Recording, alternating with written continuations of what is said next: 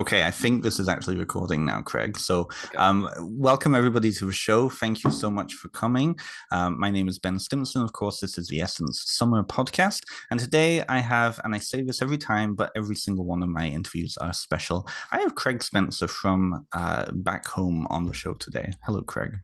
Hi, how are you? Thank you for having me on. I'm really excited to be here to talk with you. Been enjoying your other interviews, so it's nice to be among a bunch of people that you've been interviewing. It's so well. I try to curate who I talk to because I don't want to talk to just nobody, right?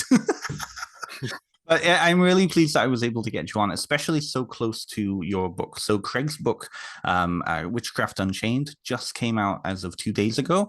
This episode is going to go on later today, so literally very fresh, brand new. I think I'm your first interview after your publisher, so that's exciting. So for those of you who don't know who Craig is, let me give you a little rundown of who he is. So about the author, living in the northwest of England in the magical land of Lancashire County.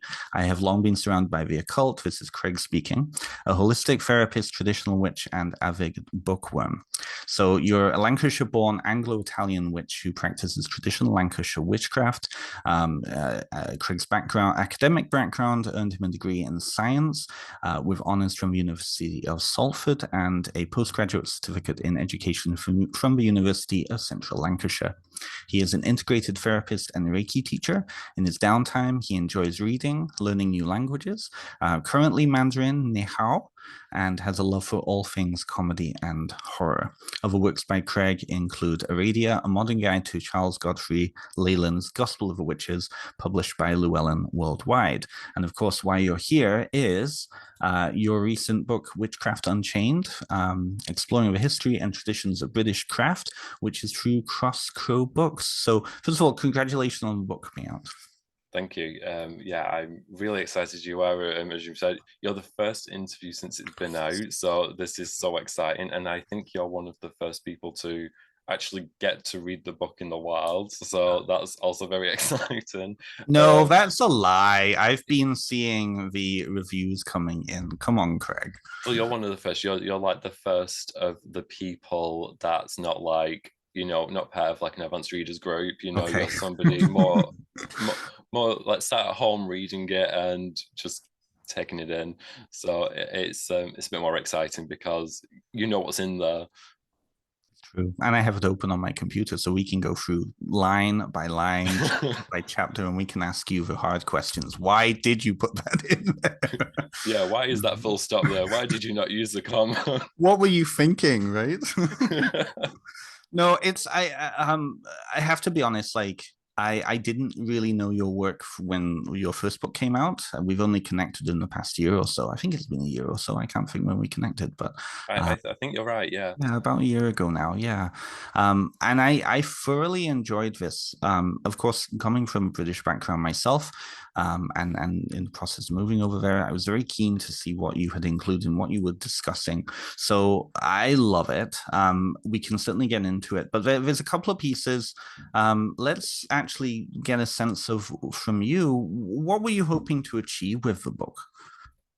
So when I started writing the book, it was mainly because I was noticing a lot of discussion points online, and I was talking to a lot of people, answering a lot of messages, DMs, people want to know things. I think when you come from the UK, people want to know like, well, what is it like in the UK? What are things like? And and I noticed there was a lot of misinformation out there, and we're super big right now on dispelling misinformation, which is of course a good thing. It's not like it's a negative trend, but it is something that's popped up all of a sudden. And I noticed I was answering a lot of the same kinds of questions, and they were big questions. So I was having to more refer to people to books and say like, this book, look at this chapter, And I thought, wouldn't it be great if these bigger sort of misconception points could be addressed all in one place? And I really wanted to write a book on that, and then I got the title in my head anyway because I sort of the way I was sort of imagining all this sort of stuff going on, and I thought really I was noticing that a lot of people were being bogged down by the misinformation. It was almost restricting them, and I kept thinking of all these chains around people and around their practice, and I thought the whole of the crafters got all these chains on them. I was almost thinking of, like in the Muppets Christmas Carol, and the ghosts come up at the beginning, and Scrooge, and he gets all the chains on him that are all like his sins, that are, all the things he's having to carry. And I thought the community's practically carrying all this stuff, and it's just like in the story, the chains that are made of like self-inflicted actions. And I thought, but in a way people can't help it because they've not got that information at hand. So I thought, well, why not just write it all in one place, break those chains, those metaphorical chains, and get it off of them. So then I thought, well, Witchcraft Unchained sounds like a great title because it's to the point. It's the image I've got in my head. I'm quite like a visual person like that. So I thought, wouldn't it just be a good metaphor for what I want the book to be? And so yeah, I just wrote it, and I hope that it does the job. Yes, yeah. Well, that image, that visceral image, because you're right. I think it's kind of strange for me, connecting with you over there, and well, I grew up over here because I have notes in both communities, right? But I do sense, at least from a North American point of view, there are so many chains that people put on themselves, self-inflicted chains, like you said, even around how to identify, and through that identification, what to include, what not to include, what direction, so on and so on and so on, right? And I love, again, that Unchained piece.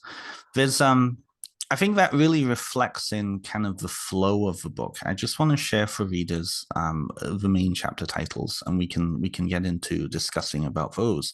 So you start off with the history, foundations, right? The terminology, go into the gods, you explore the sabbats, the esbats, the initiation piece, a really important piece around initiation. And then you get into gatekeeping. Did you want to talk a little bit about the gatekeeping piece? Because I think that's a good place to start, connected with the whole idea of unchaining. Yeah, so when I was looking at the gatekeeping part, I was trying to look at, there's a lot of people who get accused of gatekeeping, either rightly or wrongly. And I thought, well, maybe we need to look at what is gatekeeping, and when is it productive, and when is it not so helpful. I think I called it unhelpful in the book because I didn't want to necessarily say it was bad, because I don't think anybody ever does it with ill intent, or at least very rarely. I think sometimes it's about perspective. And one thing that I remember is like a few decades back, like it would have been seen more as gatekeeping if people didn't share with other people like their experiences. I know it's sort of the other way. If people share their experiences, people almost feel that that's telling them what to do.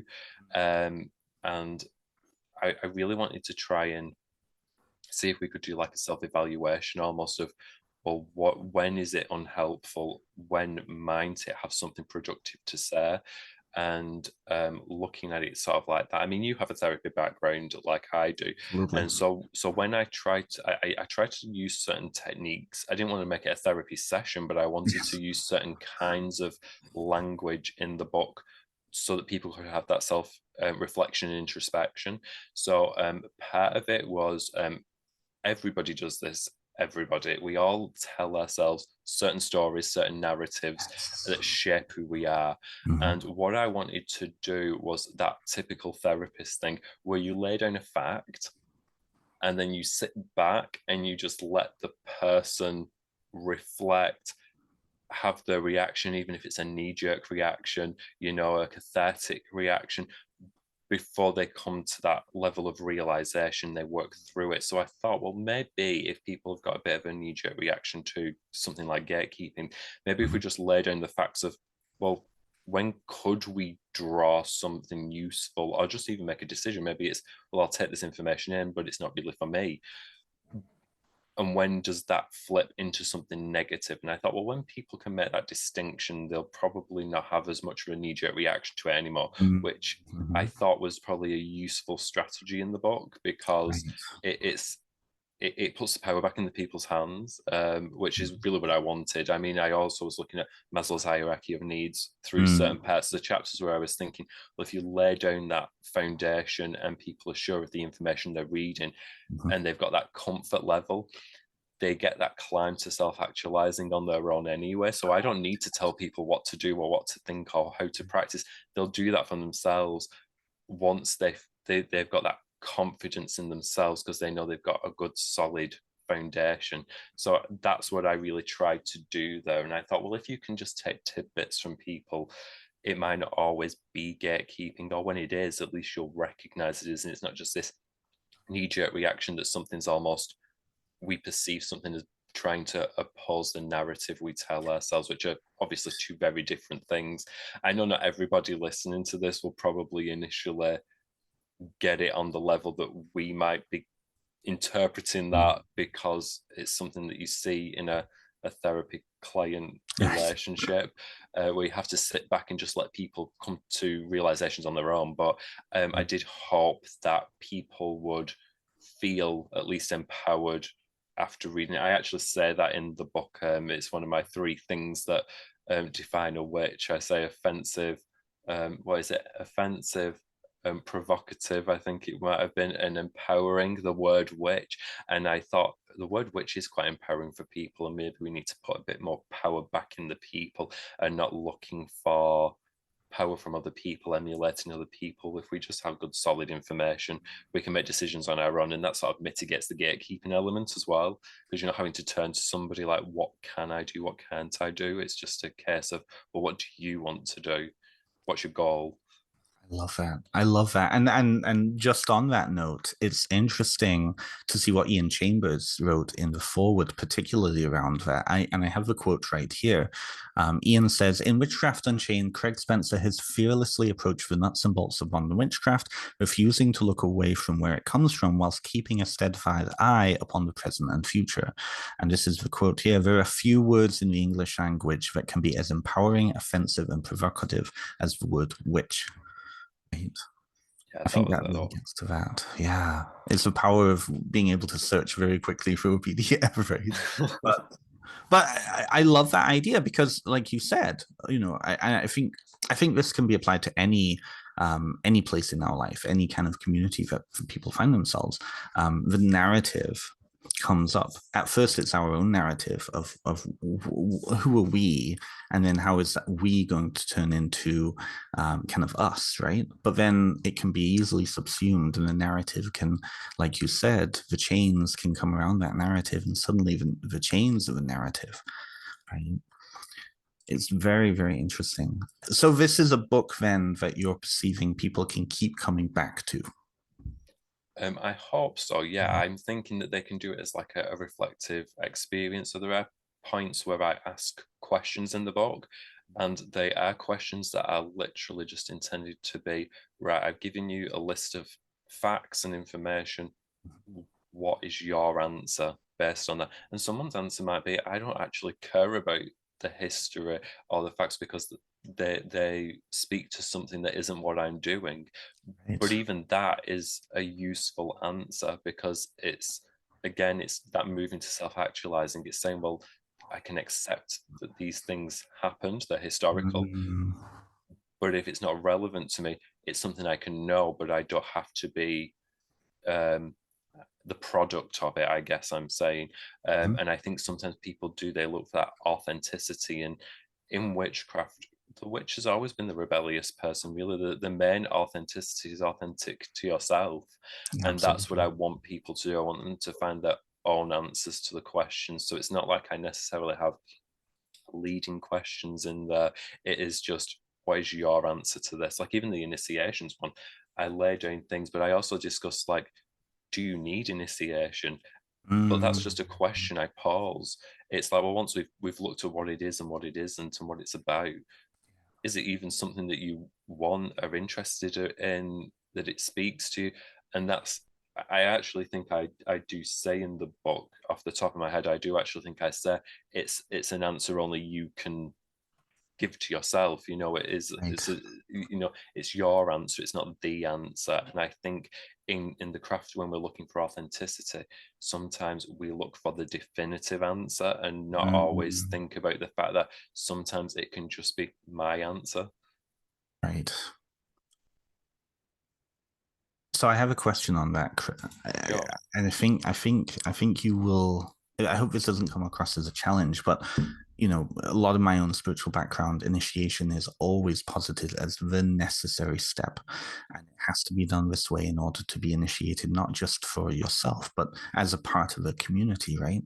I feel like a lot of people are very anti-initiation because there's discomfort because of, say, religious trauma of being part of a community suddenly, like being part of a group. And I'm curious then, for your own journey through that question, where have you come from when it comes to this initiation piece? How does that fit in, or how was that challenged by what you were writing in your book? I hope that doesn't come across as a challenge. No, it doesn't. I really tried to do that very much removed from the equation when I was writing. I tried to not put myself in it as much as possible. I do have the occasional thing where I say something probably just because it's a useful illustration point to speak from like a lived experience of something. But I really tried to be removed from the topic and just sort of, something either happened or it didn't. And because I'm coming from the cultural roots and the history, so I really just tried to keep it at that and let people find their own answers. My background, though, like you said, you have an initiatory background. So the Lancashire witchcraft that I grew up with is initiatory, is something that you go through a rite, and that's what brings you into that tradition. So it is something that I myself have done, and it's part of what I do and how I view my personal journey and craft. So I guess if someone said, they was wanting to learn the craft as I do it, then my answer would be that it's absolutely essential, because there's certain things that you cannot do within this tradition until you have crossed that threshold. And I guess it's sort of like, treat it as a physical threshold. You can't sit down on the sofa if you're stood outside and the door's locked. You have to make a decision. Are you inside or are you outside? And to be inside, you have to go through the door.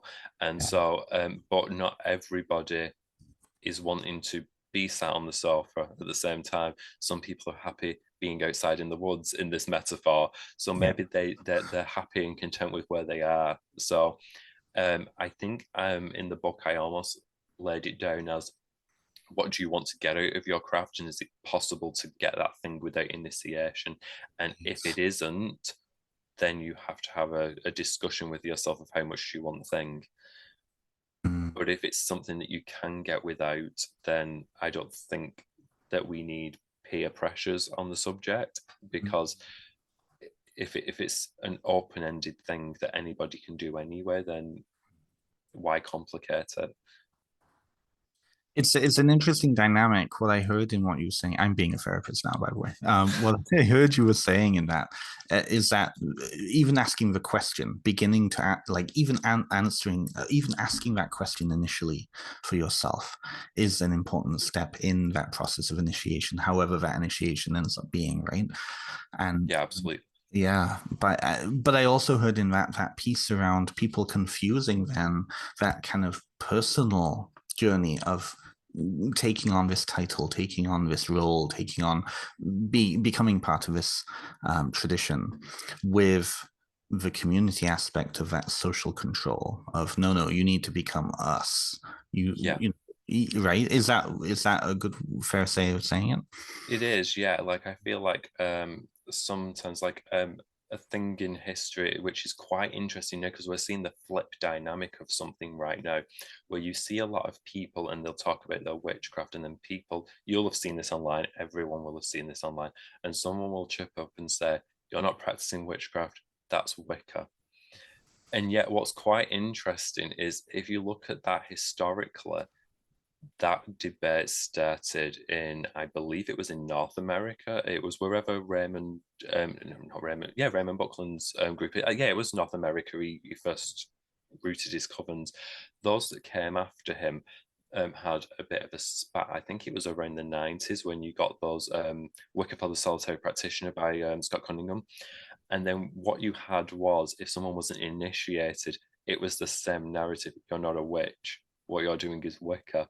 And now we're seeing it almost the other way, where the non-initiates are the ones who were using that phrase, but it was a phrase that originally was weaponized against the non-initiates for not being part of the lineage.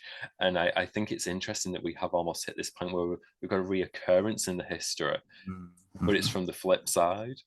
And I almost think if people realize that that's where it stemmed from, that original drawing a headline, would they probably be as quick to do it? And I don't think they would. And I think that's where I think history is sort of important, because it creates better informed decisions, because you know where things are coming from, versus, as you phrased it well before, where you said, like, from the narrative you even get the chains of the chains.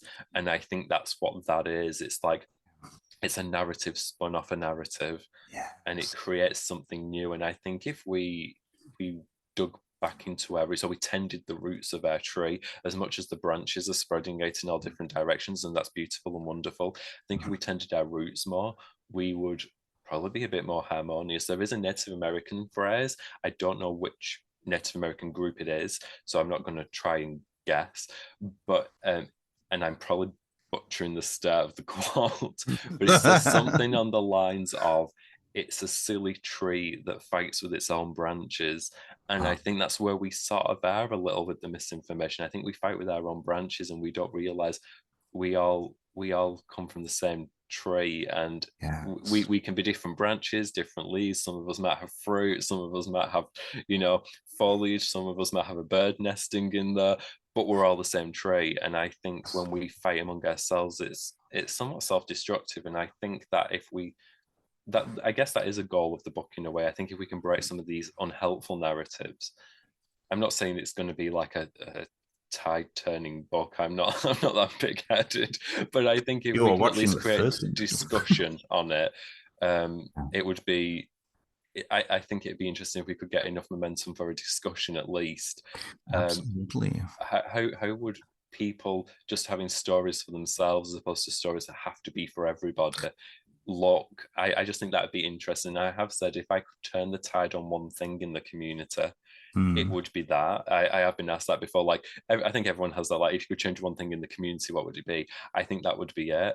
And I would hope that if it ever happened where we could get a bit more harmoniousness in the community, I'd love it to happen in my lifetime. I'd love to be able to see it, to witness it. You're very young, so you've still got a lot of lifetime left, just saying. I hope so. I have that thing where with my Italian culture, every time I see a hearse, I cross myself. I'm not Catholic, but it's a thing. We have this thing. If you see an empty hearse, a hearse's job is to carry the dead. So if it isn't carrying the dead, it's looking for someone to carry. You cross yourself to make sure it's not you and it's not your loved ones. So even if I'm driving, slow down, one hand up, make the difference really quick, and get my hand back on the wheel, 10 and 2, so yeah, it's not promised, but I'm hoping the crosses are helping. Well, it's interesting because I read somewhere, and this could be folklore, but I'm pretty sure I read it somewhere in an actual bona fide folklore journal, that the reason that British people take their hats off when a hearse goes past isn't out of respect. It's so that death won't see you, because you know how big hats used to be, right? Oh, that is really again. I don't know if it's true or not, but it makes sense. There is a lot of hat stuff around the dead, because like you don't take your hat off in a graveyard in the UK, but you take it off as you cross the threshold into the church. So you don't have it on in the church, but you have it on in the graveyard. So that, and it's so the dead don't try and jump inside of your head, and try and take you over. So I guess taking it off so that you're not being seen, and maybe. Yeah, I will track that down, because I wouldn't want someone to quote this episode in something and then be like, no, he was false and everything else he ever wrote was false. But it's funny about that idea around, you're not practicing Wicca, you're not practicing witchcraft, you're practicing Wicca.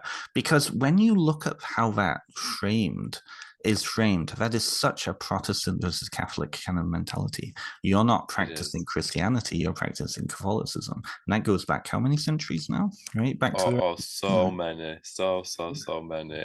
Yeah, it is. And I'm surprised that didn't start here in the UK, because obviously we have that big thing of flipping between Catholic and Protestant monarchs, and yeah. which was the true church and the true faith. And I think you're right. It is that kind of a thing that we're seeing in our community, and I think sometimes people forget we might not necessarily always be Christian or like be brought up Christian, but we are brought up within a Christianized culture Very in much the so. West.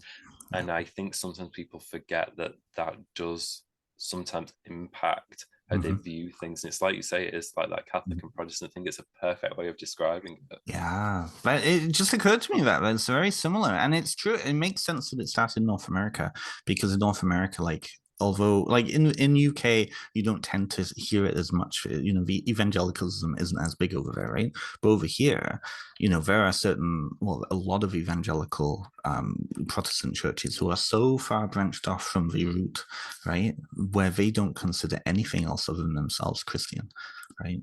And if you're Catholic, oh, you're not Christian. It's like, what is this? The 1600s again? Like, what, a Puritan? But America was founded by Puritans, right? So it kind of has that Sure. similar sort of thing. But again, it's that enwrapping ourselves in those chains, coming back to your book, right? That narrative of the community, and that affects people's perception then of locating themselves within community, right? Yeah, absolutely, it does. Yeah. And I think that grabbing onto a name as well, it's so important to some people, like the lineages, and it it's something that I've always found weird, because it is almost like apostolic succession, isn't it? It's like, can you trace your line back to Jesus? Becomes, can you trace your line back to whoever is the founder of said tradition? You gave a really great example. Actually, it is that church like mentality. To borrow a phrase from Doreen Valiente, it's churchianity Yeah, in Christianity. witchcraft. Yeah. And yeah, Yeah. I like that. I'm actually gonna I save that give for a it to you to discussion write again. with. You can trademark it however you want, but I'll but it quote you. is it is interesting how, even just in, like, I found myself doing this the other day. I messaged a friend over there, asking them, where does this other person come from, like, who are they connected with, who, just so that I could locate them in my mind palace. And it's like, that really gives me food for thought on that. How am I then impacting my relationships with people because I don't recognize them as legitimate, or I see them as more legitimate, right? Mm, Hmm, sure, yeah. interesting. So coming back to the book, because we're veering into my world, not your world. Yeah. Um, so in writing this, then, what chains of yours came apart? What challenged you in writing this book? Oh, that's a really interesting one, actually. It's not been I asked yet, so.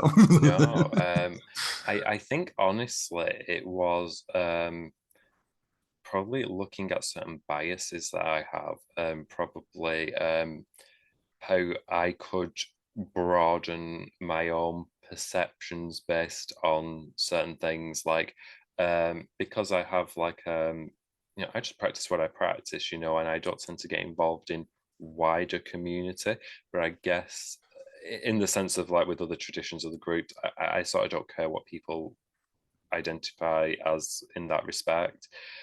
But when I was going through the book, I guess I was probably thinking that I probably do have certain hardened opinions about certain things that maybe could have different angles that I hadn't considered before. So maybe those were certain personal chains. I don't think there were many, but I think um, I probably challenged certain assumptions. I think I went into certain bits of research with assumptions and then came out with almost haha moments of like, oh, maybe that actually is from something else. Maybe certain ideas have probably got a little more rooted in the history than I probably gave them credit for.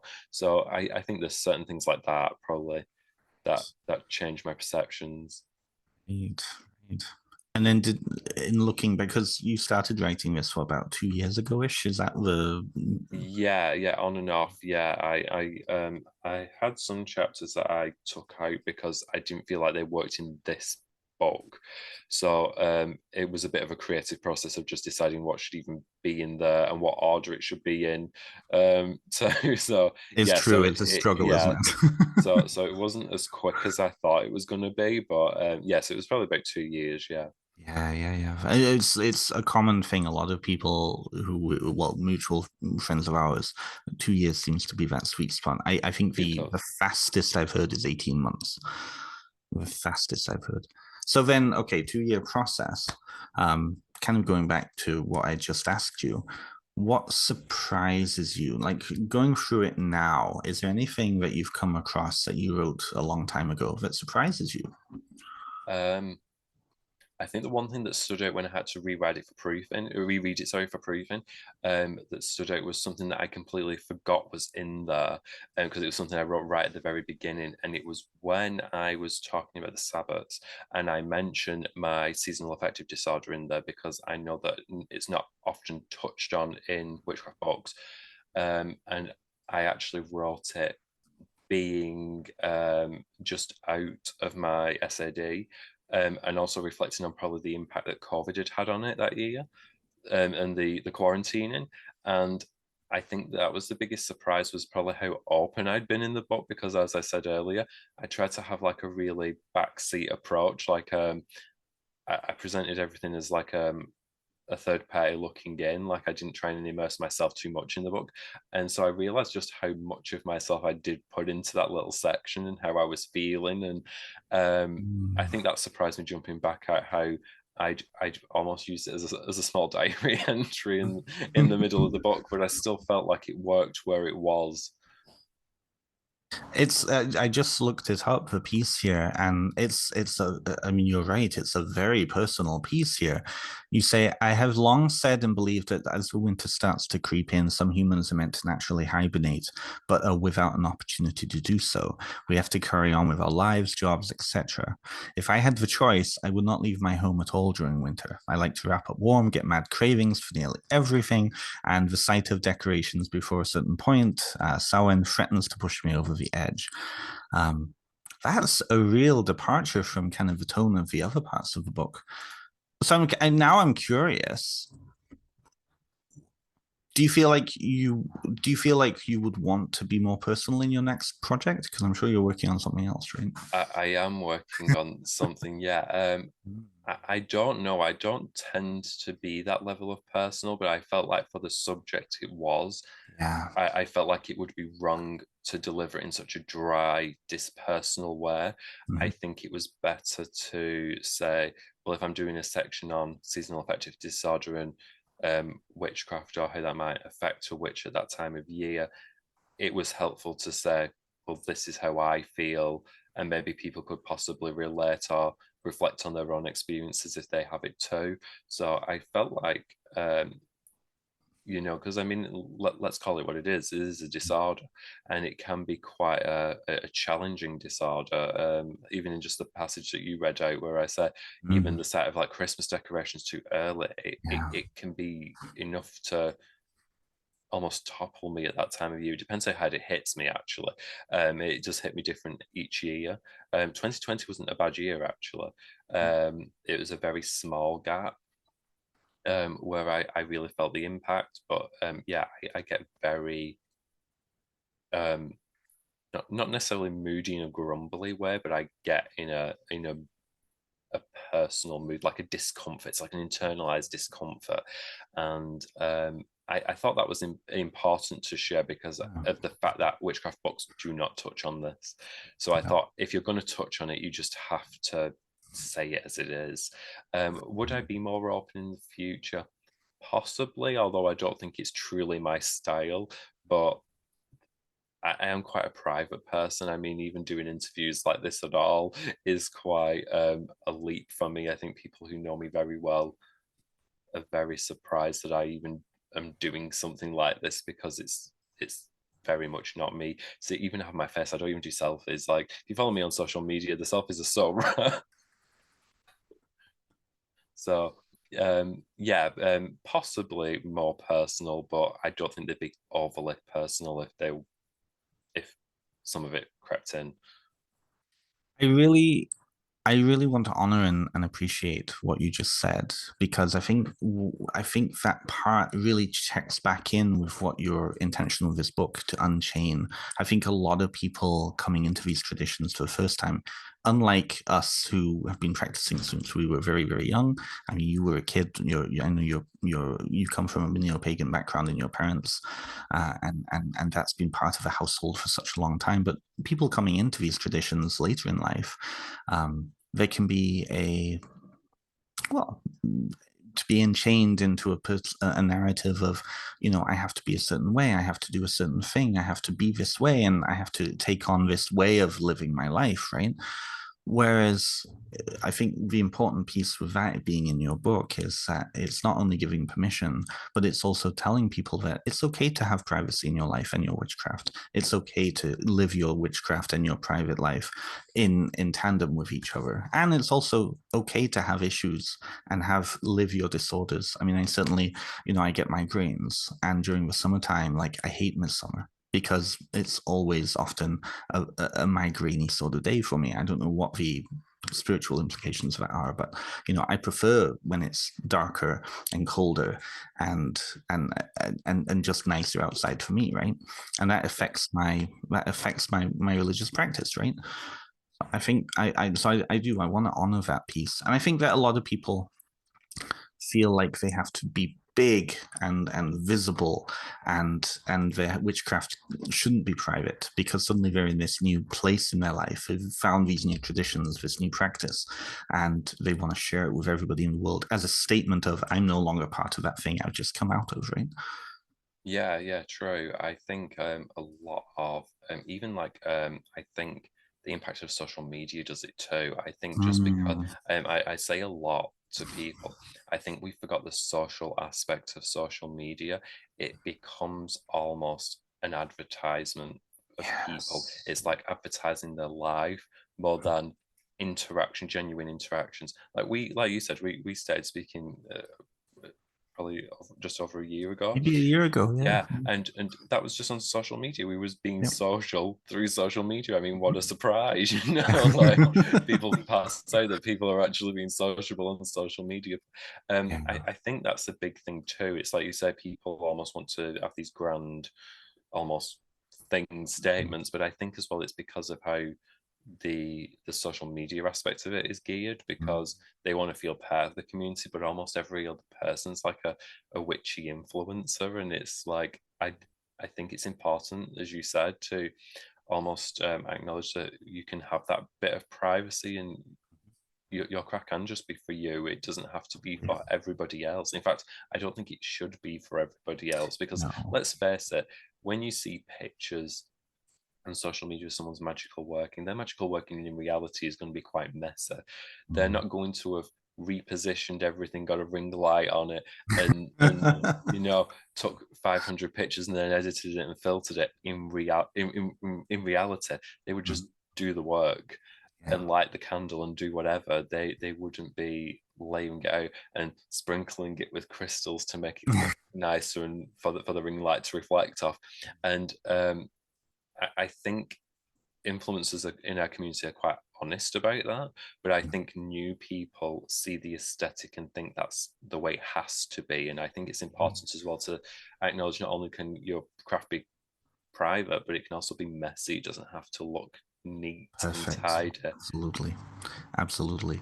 I think you touch on something really important, and I know you were speaking about this with Francesca the other day, about that people losing track of traditions because of perception of what is and isn't true. And I think the social media influence, especially influencers, are not helping with that. Even the ones who are trying to be grounded in their practice and be truthful with what they and be authentic, there's all sorts of other ones out there that are just adding stuff in, whatever.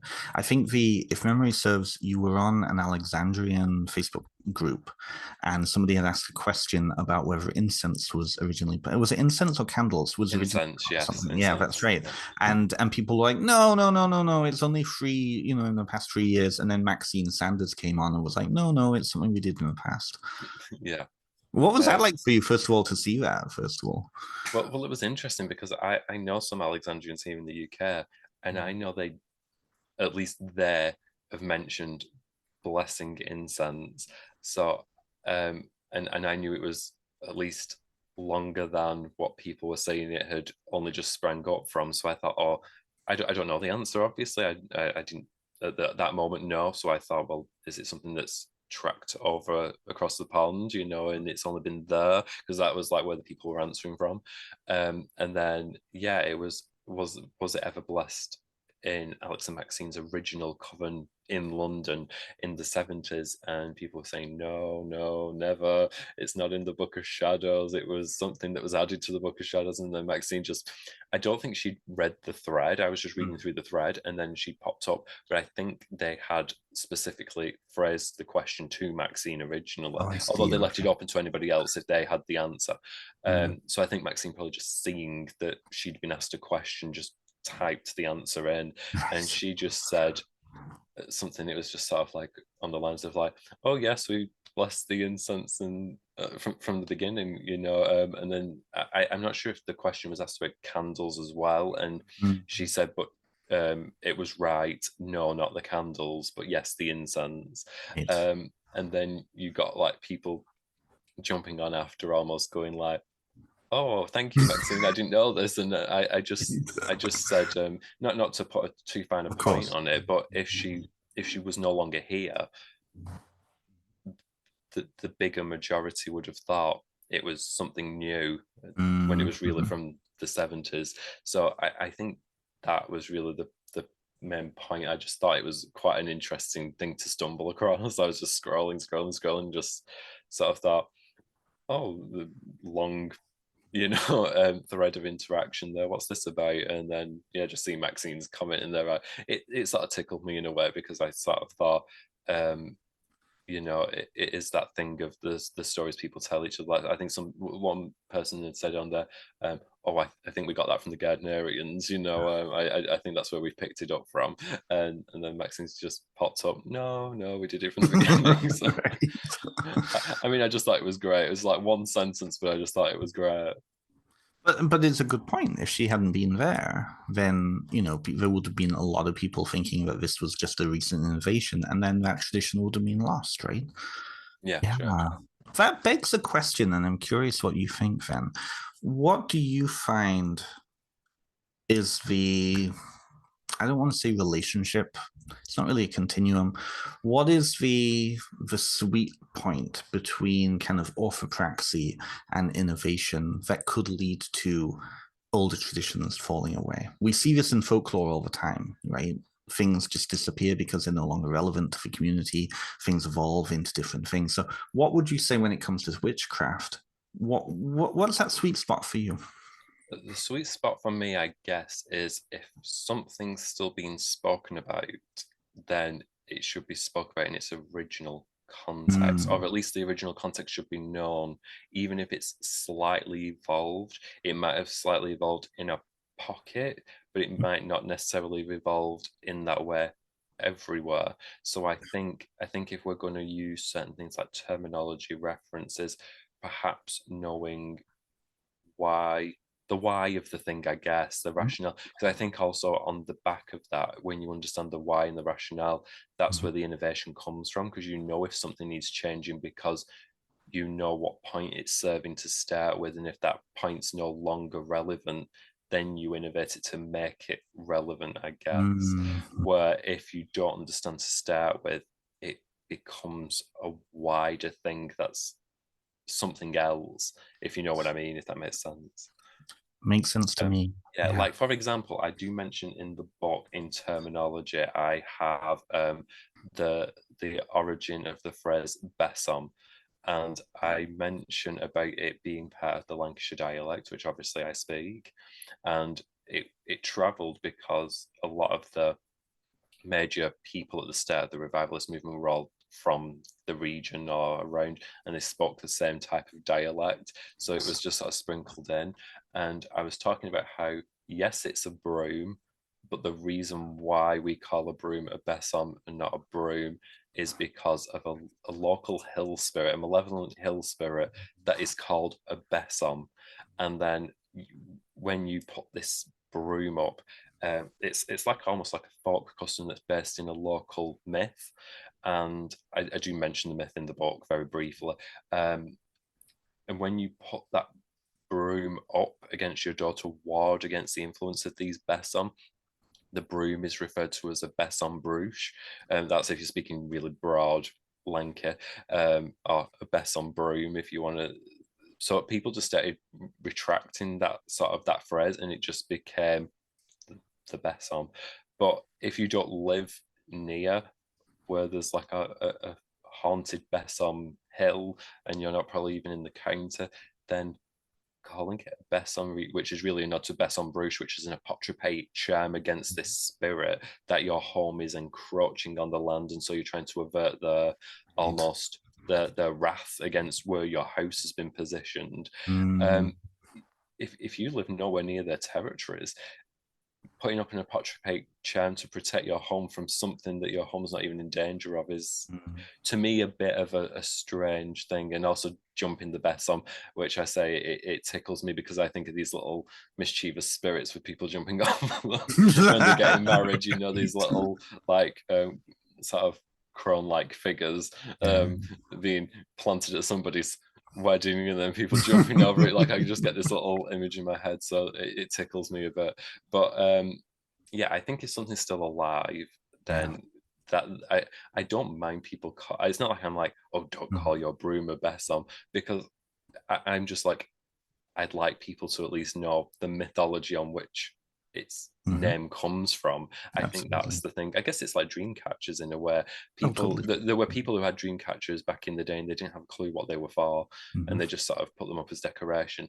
And then I have well, my aunt and uncle, they have friends who are First Nation, Native American people, and when I was young, there were certain gifts that they gave to them and sort of for the family. So I have dream catchers which were gifted, and they were specifically made, and so they came with the stories. It was like, you know, I'm giving you this gift, but here's the story of what this dream catcher is about. Exactly. Yeah, and then the guy married his wife, and she I don't know if the tribal background is the same or not. I'm not that well informed, but I got a stone from them, and it was a jumping mouse. So when that got gifted to me, it came with the story of who Jumping Mouse is, what he's about. It wasn't just a mouse on a rock. It was, this is Jumping Mouse, this is the story, this is why he's called Jumping Mouse, this is where his powers come from, this is his medicine,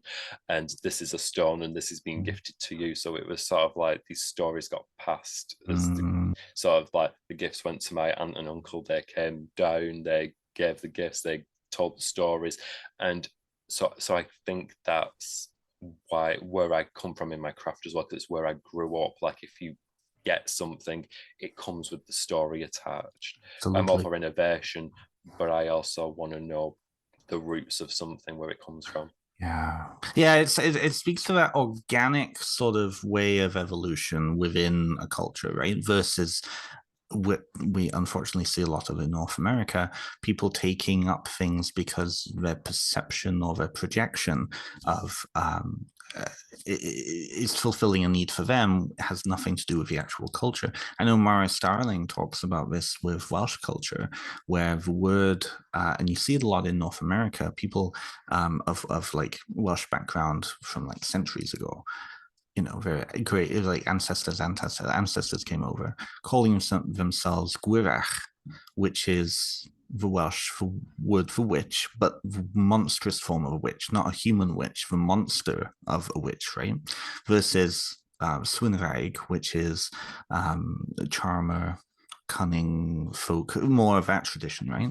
And I think the nuance of understanding that is really important, because if you're going around calling yourself a monster, how is that going to affect your relationship with the spirit world? You know, if you show up and you say, I'm a gwyrach, and there's an actual gwyrach in the audience, and they're like, no, you're not one of us, you know?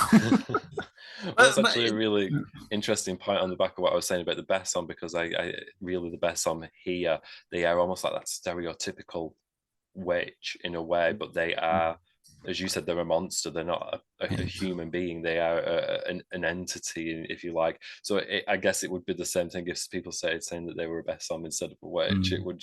I mean, I don't think that would ever happen, because people call a broom a besom, so people would probably not catch on to it. But I guess it is sort of the same thing, really. It would be like, I guess it would be like, look, I'm using my Jenny Green teeth, right? Yeah. Right? You know, and of course, people who listen to this, Jenny Green Teeth is a local Lancashire bogey monster water individual who drags children out of the water and murders them horrifically, right? Yeah, such a nice person, drowning Such a children wonderful in her thing. ponds and rivers. Well, and don't you live quite close by to where she's supposed to be from, aren't you? Don't you? Yeah, so where I'm from, we call it Ginny Green Teeth. So it's like Jenny in like the neighbouring towns. Here we call it Ginny Green Teeth.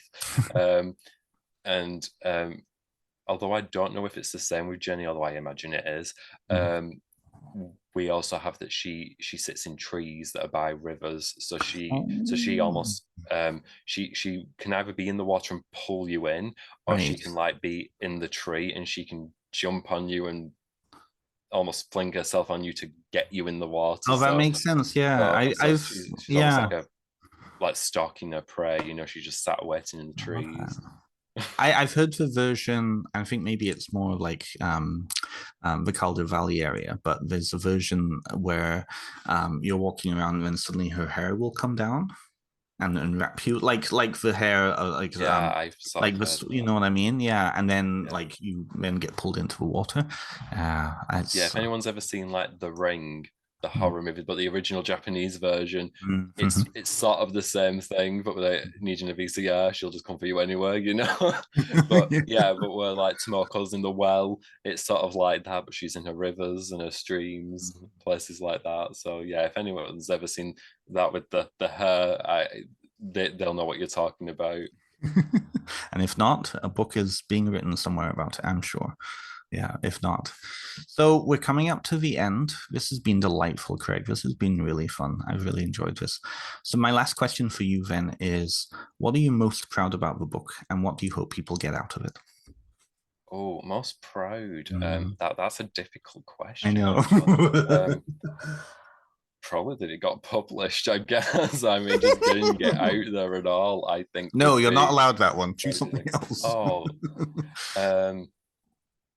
That's really difficult. I'm gonna think on it, and I'll answer the latter part of your question. What I hope people get out of it is literally what I wrote it for, which is I hope that they get that sense of self-empowerment and not looking for external validation. I think if you can look for the answers yourself by digging a little into the history, you can pull all these answers yourself. You don't really need an elder. You don't need a teacher to guide you on your personal path. I do say about covens. I don't think I say it in the book. I'm just saying this is something I say generally.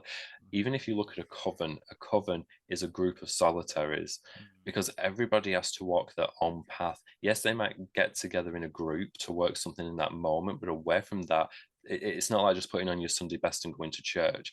When you walk away, you're still a witch. You witch every day of your life. You live the life. And so the vast majority of the time you are on your own. So you have to find your own answers, do your own research.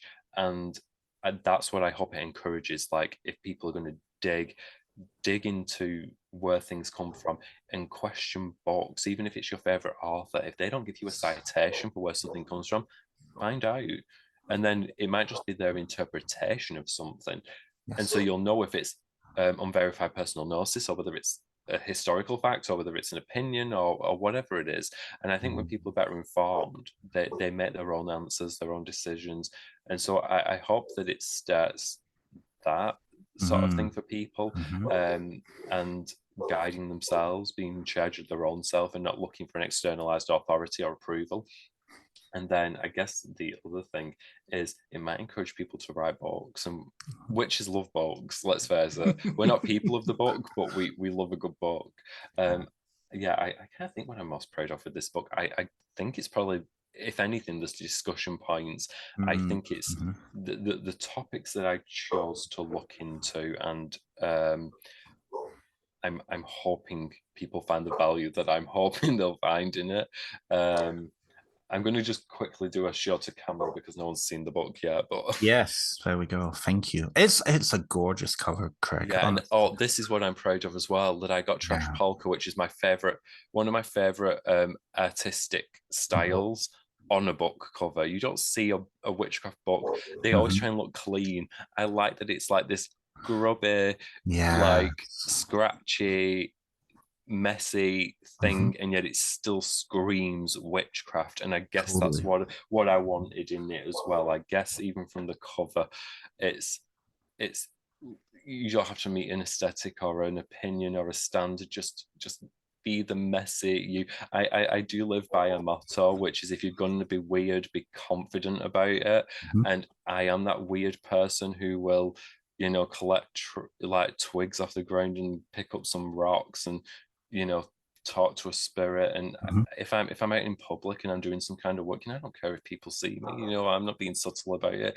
If I'm having a conversation with a spirit or doing some type of work, that work is my main priority in that moment, not what somebody else is thinking. And also, when you're that level of weird, people leave you alone. You're not getting interrupted anyway. So, It's true. so, It's so just true. be the weird person in the house who people knows just sort of a bit crackers and you don't care. And yeah, I guess that would be it. So really, I think it's the message I'm proud of most. Just letting the freak flag fly. Yeah, God, I struggled with that, too many F's. But yeah, I think that's probably it. I love that. I love that to end today because, again, that really speaks to unchaining yourself from the narrative, right? Unchaining yourself from the narrative of other people's eyes. What is it that Adina Monsoon said to Safi up on the Eiffel Tower? Oh, I don't know. She That's is. terrible because I'm quite a Drag Race fan too. I So was gonna say. So Adina Monsoon goes up with Safi and she says, "Honey, you have to unchain yourself from the oppression of other people's eyes and just let them out." I love that. But yeah, that's exactly it. Yeah, I think if we can get more confident witches, feeling empowered, I think that would be the best thing. And we when we were talking even before we started recording, I said to you, for me, I don't care if I sell one copy, 10 copies, 100 copies. I think if it helps somebody out, that's the biggest takeaway for me. So yeah. Beautiful. Yeah. Oh, and Would tag you? me, tag me Hmm? in pictures when you get your book because I like seeing that people have the book. It's quite nice to just say. So that being said, how can people tag you? What? I'll put these links down below. But what? Where are you? I know you're on Instagram, but where can people find you? So Instagram, so my author account is the same title as the book, Witchcraft Unchained, which I did for a total marketing idea when I wanted the book title. So I wanted to create that association, so I knew I could definitely secure it. So you can find me there, Instagram, Witchcraft Unchained, on Twitter, Craig Spencer 90, which is a capital C and a capital S. Twitter is case sensitive. Yeah, and like I said before, I like the social element of social media, so feel free, even if you've not got this book, my last book, any future books I write, Mhm. if you just want to say hi, say hi. I'm quite breezy. So Daniel in Leeds, who I know is going to be listening to this, please reach out to Craig because he's very friendly. Hi. Message me. I'm I like, swear oh. I'm not that much of a weirdo. You can message me. Oh, Craig, this has been wonderful. Thank you so much. I will make sure that all those socials are down below. Go and follow Craig. It's available now through, well, Amazon definitely in the States through Crosscrow Books directly, and also I believe over there through Treadwell's and a load of the chains. Yes. I believe so. Yeah, I think it's pretty much in the shops, Amazon. the main places you would go for witchy books. And then Cross Crow, I will just quickly say, this one hasn't come out yet, but the hardcover of my book, you can only buy that directly from them, and that's coming out. We're at the end of the month now, aren't we? Yeah. Yeah, So almost, yes. it's just coming out. I think it's like mid next month, so probably in like about 10-15 days. I think it's due-ish, if I'm on the top of my head. The hardcover's quite gorgeous. I can't wait to get my copies. I know they're on the way. They're being sent over now, so I have to wait I'll for the keep an eye out for posters and that. stuff. Very nice. I have to be honest, like I'm not schmoozing here, but Cross Crow has been coming out with some delicious looking books. I mean, they really do. For a new imprint, they're really impressive for titles that they have there, don't they? They are, yeah. I love the covers. I mean, as soon as I saw what I picked a design for my hardcover, but then they can mock it up on the computer, and it's almost like this is exactly what it will look like. And I was just like, oh my god, I want this book. No, it's like I don't even care what I don't even care that it's my content in it. I would have wanted this book anyway. I just love the hardcover design of it. It's I can't beautiful. wait It to reminds see. me of like the ones from Troy Books a bit, when you see the Oh hardcovers yes. with the foil stamps. Mm. So yeah, I just thought, oh, I just want to own that book. Oh, that's gorgeous. I'm definitely going to be checking that out. Thank you, Craig, so much. Thank you for coming Thank on. you for inviting me on. It's been a total pleasure. It's always cool to connect with people who, when you've been chatting for a while on through social media, to actually have like physical, well, not physical, but in-person conversation. It's really nice. So again, It thank is. you for coming on. And for another person who I've been connecting with for a long time, I'm going to have Mara Starling back next week to have a round 2 for our conversation. I originally chatted with Mara 2 years ago on my podcast, and at that point she was where I'm at now. So I'm really curious to reconnect and find out where she's been. I mean, I obviously know personally where she's been and what she's been up doing, but that will be next week on Tuesday. And Craig, have a good rest of the day. Thank you for coming on. Thank you. Bye.